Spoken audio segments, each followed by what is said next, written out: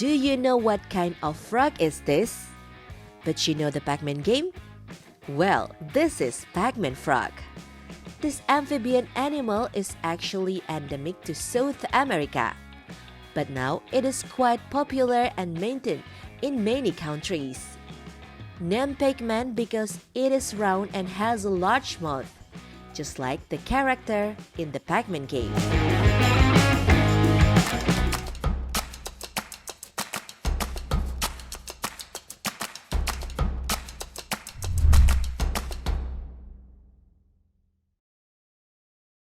Saya Setiawan Surya sebagai breeder dari kodok Pac-Man. Setiawan Surya is one of the breeders of the Pac-Man frog in Indonesia.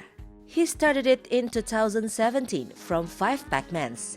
Now the total has reached almost 600 frogs.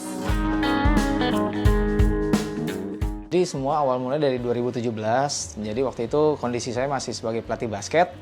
Aktif sebagai pelatih basket dengan gaji yang seadanya waktu itu.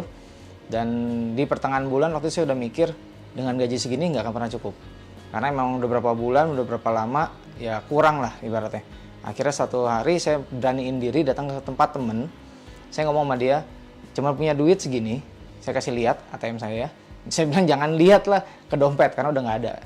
Jadi apa yang bisa diputar? Nah hari itu dia kasih saya 5 ekor kodok Pac-Man. Nah dari situlah saya putar sampai saat ini. Awalnya saya masih ragu ya, 5 ekor ini laku apa enggak? Bisa muter apa enggak? Karena kan ibaratnya benar-benar duit terakhir ya. Kalau nggak muteran nggak bisa makan. Akhirnya ya udahlah, karena teman bilang coba ya dulu, saya jalanin, putar ternyata bagus. Dan saya teringat sama kata-kata mendiang almarhum. Salah satu importir Indonesia waktu itu. Beliau ngomong dulu di tahun 2012, saya ingat banget. Beliau ngomong, "Wan, lu ternakin Pac-Man. Karena di Pac-Man di Indonesia belum banyak yang fokus. Nah ini pasar-pasarnya bagus," kata dia.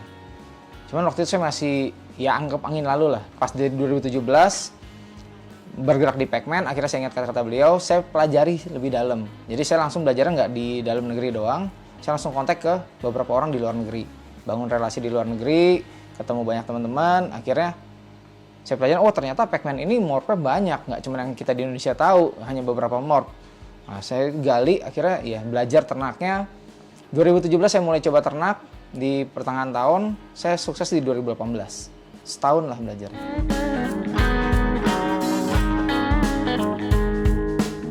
Kalau rame apa enggak, saya balik lagi saya tanya. Saya dari November sampai sekarang bulan Maret, saya udah ngasilin ke cebong itu 5.000 lebih. Ini yang baru jadi 300 ekoran, sisanya udah habis. Nah kalau kayak gitu rame atau enggak ya tahu sendiri deh. Jadi tapi memang pada dasarnya kalau kita datang ke tempat orang masih bingung sih, kok kodok dipelihara. Nah tapi setelah kita lihat, mereka lihat, kita kasih lihat dekor yang bagus seperti apa. Ini sebenarnya binatang untuk display. Jadi kan selama ini orang lihat display itu hanyalah ikan di ruang tamu dan sebagainya. Sebenarnya bisa loh ada binatang lain yang kita display yang bagus gitu. Nah salah satunya adalah Pac-Man ini. Pertama display dia bisa bagus, yang kedua warna dia warna-warni. Ini yang menarik gitu loh. Jadi orang punya satu terkadang, oh warna ini lebih bagus juga ya, beli lagi, piara lagi, jadi banyak jadinya. Setiawan explained there are several types of Pac-Man frogs, including the most popular in Indonesia is Cranwell. Spesies Pac-Man ada 8 dari Ceratophrys cranwelli. Ini yang paling umum di Indonesia, dan Indonesia udah beberapa orang yang sudah sukses ternak untuk cranwelli ini. Lalu ada lagi yang agak umum di Indonesia adalah Ornata. Nah, Ornata ini jujur baru saya pribadi yang bisa. Terus kita ada Cornuta.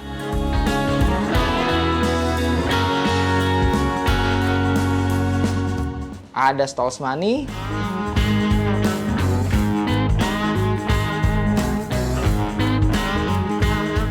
Ada Aurita. Ini yang sudah masuk Indonesia.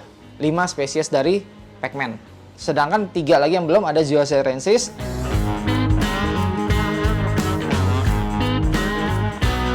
Calcarata, dan Testudo.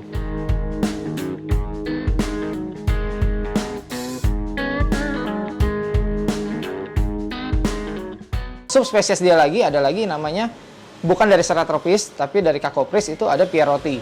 Itu Pac-Man terkecil di dunia. Seperti itu. Nah itu di Indonesia ada, tapi dikit barangnya. Ini Amerika. Jadi dia dari Argentina, Peru, Suriname, Mereka sebenarnya hidupnya di rawa-rawa dan tanah yang dekat sama perairan. Karena pada basicnya Pac-Man ini hobinya adalah ngubur diri di dalam tanah. Dia bukan yang suka keliling-keliling gitu. Setiap spesies memiliki morph masing-masing dan terbanyak memang di Crown Valley. Crown Valley itu hampir 100 lebih morphnya dia.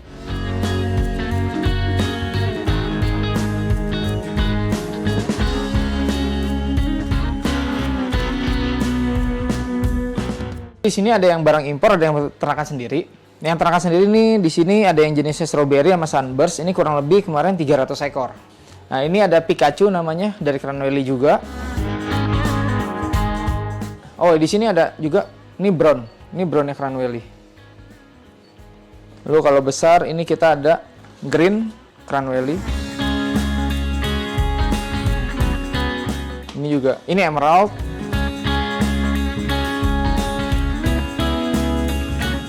Terus di sini ada fantasi, ini brown fantasi.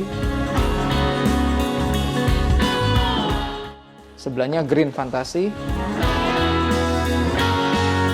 Fantasi itu hybrid, dia dari Crown Valley sama Cornuta. Nah, untuk morphnya Crown Valley sendiri yang paling tinggi itu di Mutant Black Eye. Matanya full hitam dan di bawah perut ini transparan. Kalau dilihat nih transparan dia, nembus badannya. Ini yang morph tertinggi di Crown Valley sebenarnya. Pac-Man dari Cacopris, bukannya dari Ceratopis, itu Pac-Man terkecil di dunia. Itu ini. Ini Pierotti. Ini udah maksimal size dia segini. Ini dia dari Cacopris, bukan dari Ceratopis.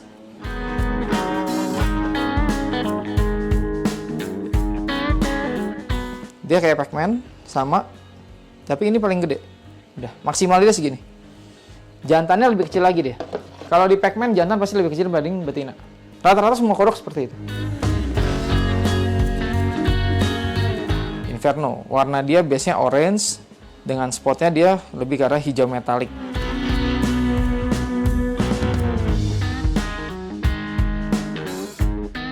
Ini juga Crown Valley. Ini lime albino.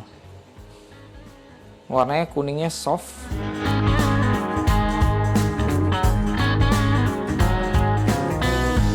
Untuk Aurita sendiri kita udah nyiapin lebih dari 20 ekor buat nanti indukan.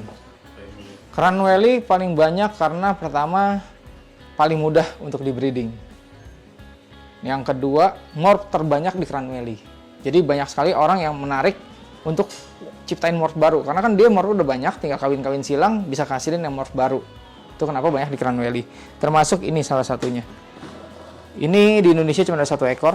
Ini Two Face atau Chimera. Mukanya belang dia. Cuma 1 di Indonesia, di sini.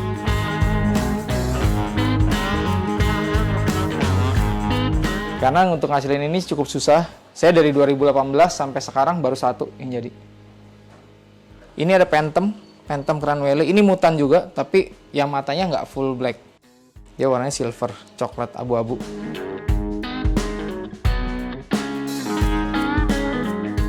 Ini ada Teal. Teal ini dia sama biru, tapi dia bedanya nggak sebiru kalau Blue Samurai. Ini Crown Valley juga.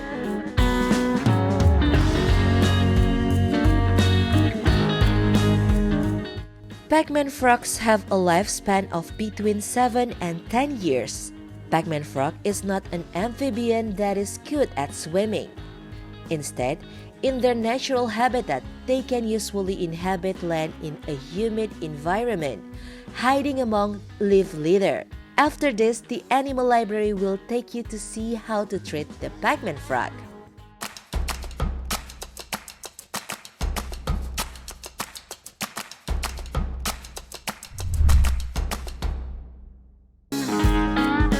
Pac-Man frogs do not need a large cage. However, each one must have its own cage because if they are put together in one cage, they can prey on each other. Untuk perawatan sendiri sama, mau morph apapun, mau spesies apapun sama kurang lebih perawatannya. Yang kalau saya pribadi senangnya miara adalah dengan air. Alasnya air aja sedikit, nah itu ganti airnya setiap hari. Jadi Pac-Man ini bisa keracunan kotorannya sendiri. Makanya kenapa ganti air harus setiap hari. Karena kita nggak tahu kapan dia buang air kecil di situ. Nah, air kecil ya bisa bikin dia keracunan. Atau tempatnya kecil, banyak kotorannya, ada air kecilnya, ada air besarnya di situ. Kita nggak ganti sehari 2 hari, bisa tetap mendadak mati, Mas. Kenapa? Karena menghindari kalau kita pakai kokopit takutnya kemakan dia infection. Jadi nggak bisa buang kotoran, itu bisa mengakibatkan kematian. Water is one of the obligations that must be in the cage. Gampang sekali perawatannya. Makannya pun dia nggak perlu setiap hari, makan bisa 2 hari sekali. Kalau udah gede malah bisa seminggu sekali gitu, tergantung pakan yang kita kasih. Nah, kalau makanan yang saya pribadi pakai, yang ini setelah saya sharing-sharing sama breeder-breeder di luar juga, makan pertama ikan. Ikan bisa. Yang kedua adalah jantung ayam. Yang ketiga itu katak atau kodok. Mau kodok sawah, mau apa, terserah. Yang penting jangan kodok buduk, karena kodok buduk kan ada kelenjar racun ya. Lalu kita bisa kasih tikus atau anak burung puyuh. Tergantung ukurannya mereka. Atau ada peletnya juga. Sekarang di Indonesia udah mulai masuk banyak pelet khusus untuk pac-man. Jadi kalau misalkan jantung ayam untuk baby ukuran 3 cm ya mungkin kita potong sesuaiin. Kalau untuk yang udah adult 12 cm, 15 cm kita bisa sekali makan kasih 4 sampai 5 potong jantung ayam. Pac-man itu dari kecebong sampai jadi katak pun ukurannya nggak sama. Bisa dia pas jadi katak ukuran 1 cm, ada yang bisa waktu itu saya pernah dari kecebong jadi kodoknya itu udah 5 cm. Jadi kan makan udah pasti berbeda size-nya. Loncat ya? Loncatnya jauh. 5 cm itu bisa makan anak tikus yang merah. Kalau saat ini saya masih beli, tapi sedang project untuk ternak sendiri untuk pakannya, yaitu tikus. Itu jadi, ya kalau kebayang lah dengan segini banyak, biaya pakan sebulannya lumayan. Makan seminggu sekali. Tikus itu proteinnya tinggi. Dan tulang, kalsiumnya ada. Tapi kelemahan di tikus kurang vitamin A. Makanya kadang saya suka variasi makannya. Jadi setiap minggu saya selalu berbeda makanannya. Bahkan kalau kita over kasih makan dia terlalu banyak, resiko. Dia bisa sampai bloating mengakibatkan kematian, atau juga dia mogok makan dari ujung-ujungnya.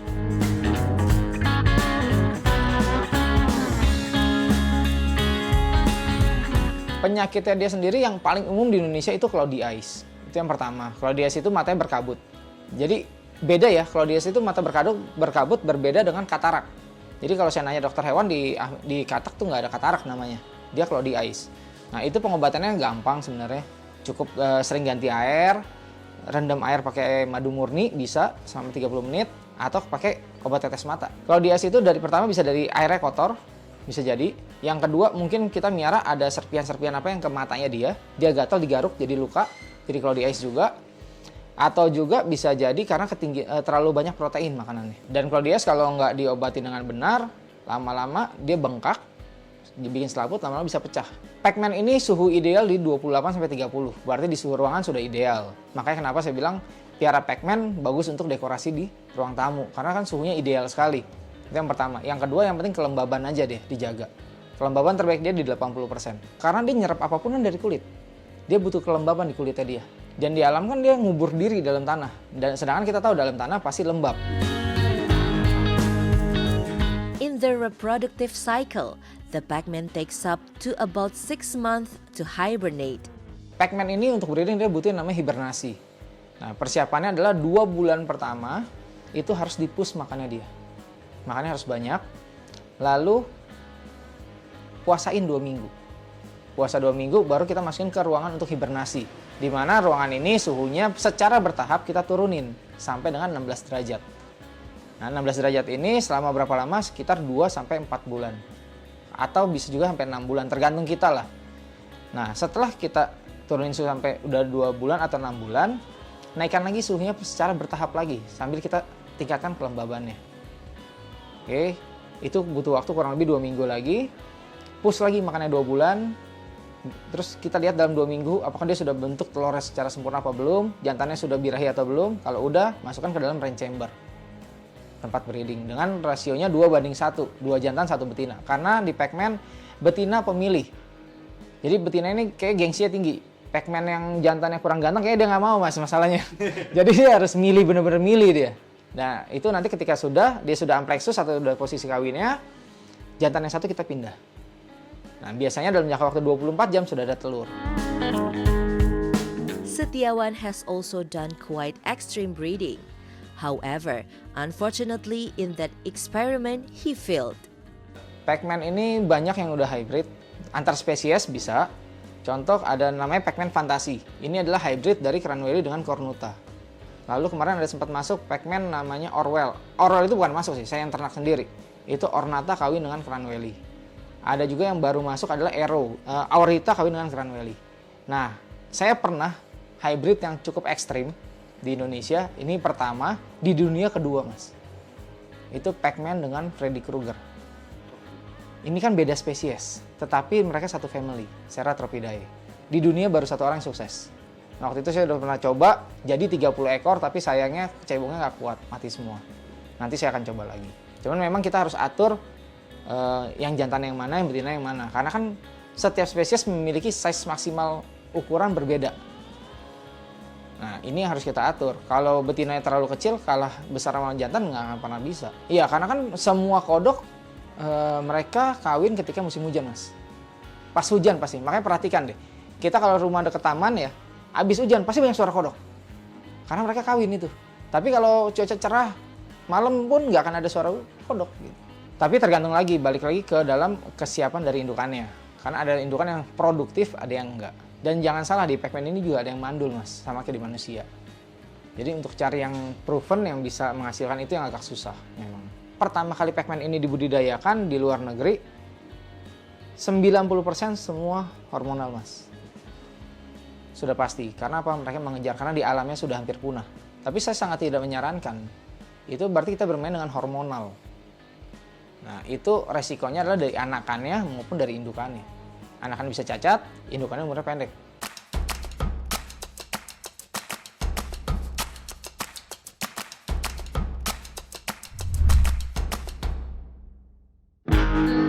Then, what exactly is the Pac-Man frog breeding market in Indonesia?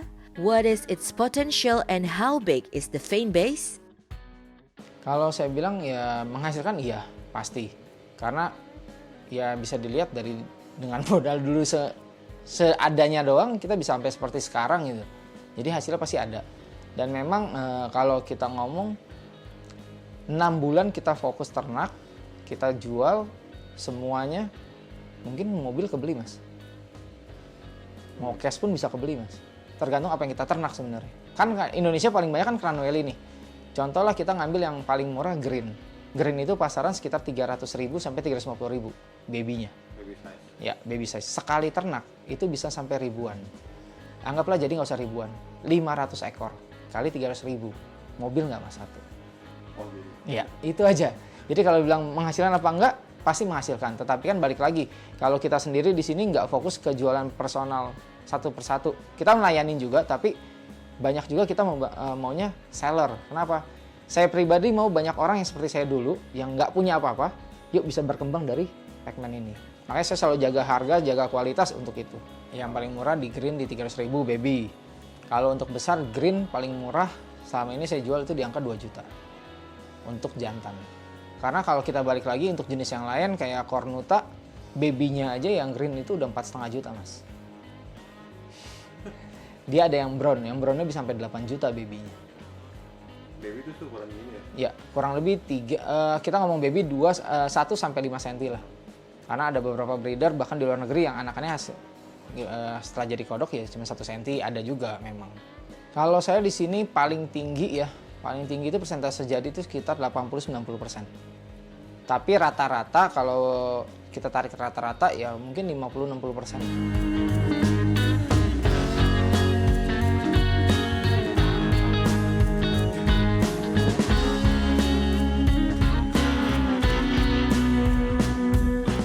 Sebenarnya kalau Pac-Man ini saya edukasinya simple. Pertama, Pac-Man bukan binatang untuk sering dibuat main.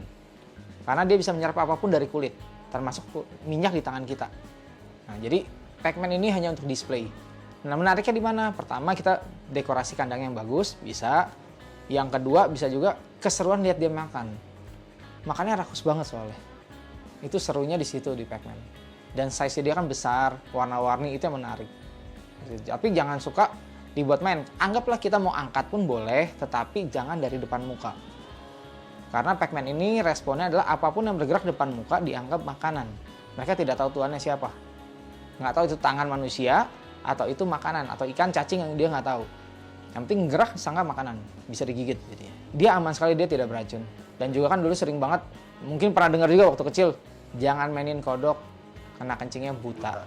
Pertanyaannya saya simpel, Mas. Kodok kencing ke atas ke bawah. Kencingnya ke bawah, gimana kena mata gitu loh. Kecuali kita angkat-angkat kan gitu. Mungkin dulu orang tua supaya kita nggak mainin diangkat-angkat takutnya kena, tapi balik lagi sebenarnya kencingnya dia buat manusia nggak terlalu berbahaya.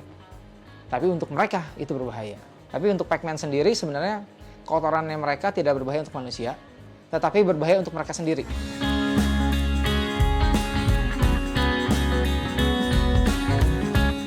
Untuk membedakan antara Pac-Man jantan dan betina, untuk semua spesies sama, itu lihat dari jempol kaki depan. Kiri dan kanan sama. Dia kalau jantan ini punya tompel deh. Ini tompelnya. Nah, tompel ini nggak selalu hitam, kadang-kadang warnanya putih, transparan juga bisa. Nah, sedangkan kalau di betina, ini dia tidak ada tompelnya sama sekali. Dia transparan, dia polos, putih. Dia nggak ada tompelnya tuh. Jadi cara bedainnya hanya di situ untuk Pac-Man, jantan, betina. Walaupun kita bisa lihat dari muka sebenarnya. Tapi paling pasti adalah dari jempol untuk bedain seksinya dia. Jadi Pac-Man selain kasih makan hidup atau frozen, kita bisa kasih pelet. Nah, ini salah satu jenis pelet yang ada di Indonesia. Ini Pac-Man Frog Food dari Zumet. Ini buatan dari US. Nah, caranya simple, ambil aja sedikit dan kasih air sedikit. Kita kasih air. Airnya dikit aja. Lalu kita aduk. Karena nanti dia akan ngegumpal bentuknya jadi kayak pelet. Karena kan bubuk nih.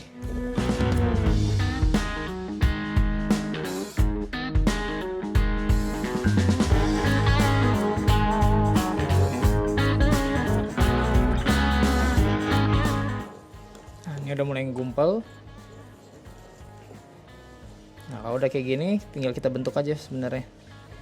Kita mau bentuk bulat boleh, atau mau langsung boleh. Ini kita langsung aja capit.